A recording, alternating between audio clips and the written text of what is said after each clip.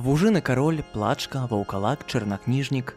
Сучаснікі параўноўвалі кнігу «Шляхціц-завальня» або «Беларусь у фантастычных апавяданнях» з вядомым казачным цыклам «Тысяча і адна ноч». Аўтар яе Ян Баршэўскі, пісьменнік, які стварыў беларускае фэнтазі. Ян Баршэўскі нарадзіўся ў пачатку 1790-х гадоў у фальварку Мурагі Полацкага павета Віцебскай губерні, сёння гэта Расоншчына. Звестак пра яго сям'ю няшмат, шляхетны род, бацька грэка-каталіцкі святар. Ян, які рана застаўся сіратой, атрымаў нядрэнную адукацыю ў полацкім езуіцкім калегіуме. Сярод студэнтаў Ян здабыў славу дэкламатара і паэта, выступаў з уласнымі прамовамі і вершамі. Ужо тады ён адзначыўся як нястомны даследчык, праводзіў вакацыі ў падарожжах, збіраў фальклор, апісваў курганы і гарадзішчы. Ёсць звесткі, што, вандруючы ваколіцамі Полацка, юнак зарабляў грошы на далейшае навучанне, патроху маляваў пейзажы і карыкатуры, якія, па чутках, карысталіся папулярнасцю ў мясцовых жыхароў. У 1809 годзе Баршэўскі напісаў першую сваю паэму «Пояс Венеры». Яна, на жаль, не захавалася. Невядомая і мова твора, імаверна польская або латынь, на якой адбывалася навучанне. Прыкладна ў 1816 годзе ён завяршае навучанне ў Полацкай акадэміі. У 1812 калегіум набыў новы статус і стаў адзінай вышэйшай навучальнай установай на тэрыторыі сучаснай Беларусі. Ян Баршэўскі спрабаваў працаваць настаўнікам і гувернёрам, аднак не пайшло. Ведаеце выраз «махнуць на ўсё і з'ехаць у Піцер». Баршэўскі так і зрабіў. У Санкт-Петербургу ён пражыў наступныя 20 год. Займаўся тым, што выкладаў грэчаскую і лацінскую мовы, вывучаў старажытную літаратуру.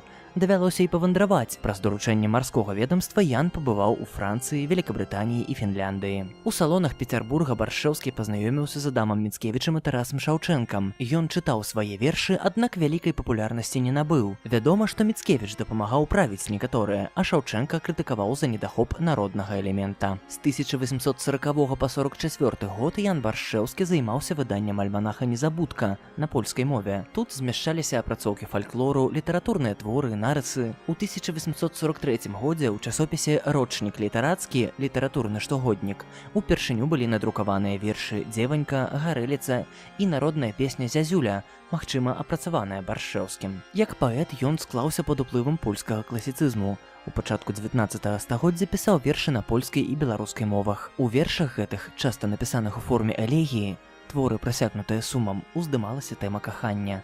Першыя беларускамоўныя творы «Дзеванька», «Гарэліца», а таксама «Бунт хлопаў» ці «Рабункі мужикоў», які расказвае пра падзеі 1812 года на Беларусі, ідэалізуе старыя часы, выказвае незадаволенасць становішчам сялянства. Верш «Дзеванька», прысвечаны каханай, лічыцца першым у беларускай паэзіі творам інтымнага характару, а «Гарэліца» – твор сацыяльнага характару, гэта споведь п'яніцы.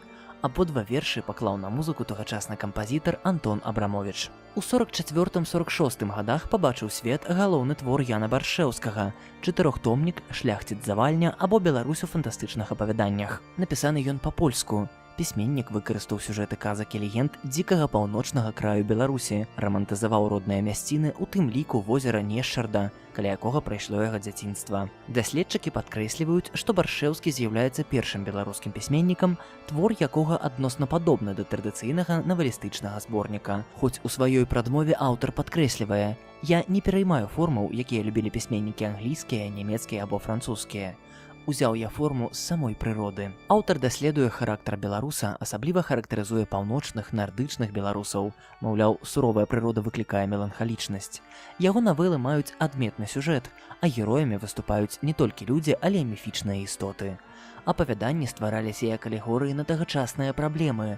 У лепшых традыцыях рамантызму яны асуджаюць дрэнныя якасці чалавека і прадстаўляюць надзвычайныя характары. На беларускую мову «Шляхціц-завальня» быў перакладзены толькі ў 1990 годзе. Па звестках Уладзіміра Арлова, рэдактара выдання, першы 40-тысячны наклад разляцеўся за 2 месяцы, а на Беларусьфільме ў 94 годзе нават знялі аднайменны фільм. У 1846 годзе Баршэўскі прыязджае ў горад Чудноў на Валыні, у дом графіні Ржавускай, дзе таксама жыў вядомы мастак-графік Наполеон Орда.